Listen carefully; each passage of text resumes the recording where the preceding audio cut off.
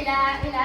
Shu tarvuzning qo'ltig'ingdan tushib ketgandan bildim o'zi seni o'qishga kira olmaganingni. Ana Mahmudxonni qarab, og'zi qulog'ida qizinadi.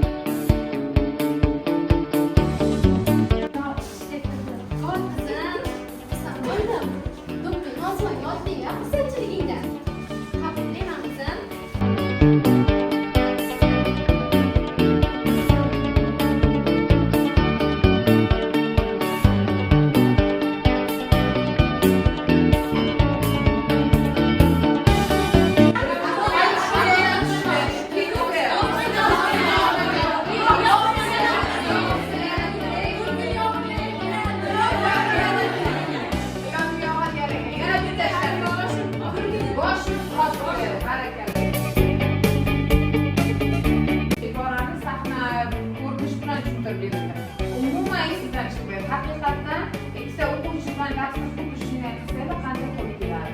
Bugungi ajoyib mana Javriga onajonimizga alohida. Mana mamashlardan zo'r, mamashlar hammasi juda zo'r qatnashdi. Mana shunday dars o'tdi. Shuning uchun yaxshilab nima qilish kerak?